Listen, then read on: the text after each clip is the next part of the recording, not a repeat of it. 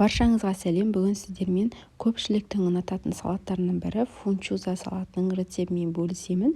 Жасалуы өте оңай, 15 минутта дайын болады. Рецепті соңына дейін қарап, менімен бірге болыңыздар. Ең алдымен кез келген дүкенде осындай фунчузаның арнайы лапшасы сатылады. Одан соң 15 минутқа осы лапшамызды тындырып қойып қоямыз. Лапша бізде қатты болып тұрғандықтан осылай шанышқының көмегімен арасын ажыратып жібереміз де қақпағын жауып қайнап тұрған ыстық суымызды қойып тындырып 15 минутқа қойып қоямыз. Одан соң бір дана сәбізімізді осылай үккішпен өткізіп аламыз.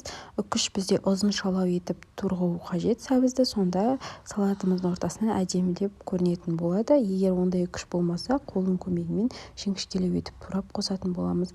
Бір қиярымызды қосамыз, соломка етіп турап, одан соң түрлі түсті тәтті перецтарымызды да соломка етіп турап қосатын боламыз.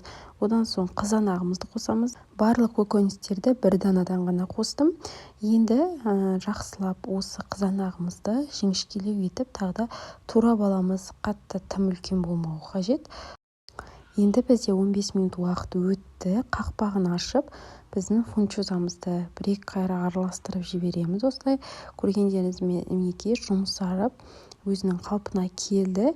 Енді осы фунчузамызды салқын суға бір қайра жуып алатын боламыз. Міндетті түрде салқын суға жуып алу қажет. Себебі бір-бірінен ажырамай бірігіп жабысып қалатын болады. Сондықтан міндетті түрде салқын сумен осылай жуып алатын боламыз. Келесі біздің фунчузамыз үлкен көлемді, яғни ұзынша болғандықтан міндетті түрде осылай пышақтың көмегімен немесе қайшымен осылай арасын қиып жібереміз.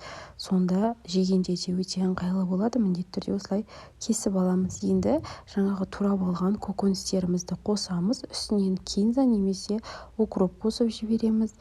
Барлығын енді қосқаннан кейін осылай арнайы дүкендерде чим-чим, яғни фунчузаға арналған чим-чим қоспасын сатып алып үстінен қосамыз. Ешқандай артық дәмдеуіштерді қуырып қосуды қажет етпейді. Барлығын турап, арнайы дүкендегі осы чим-чим дәмдеуішін қоссаңыз, сіздің салатыңыз 15-20 минутта дайын болып шығады. Сіздерге өте оңай рецептін ұсындым.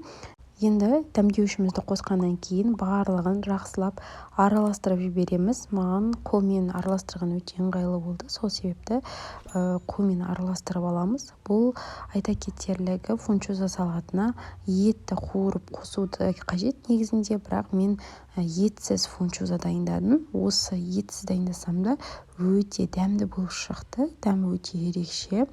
Енді дайын болған салатымызды 1 сағат шамасында тоңазытқышқа қойып қоямыз, бір-біріне сіңу үшін.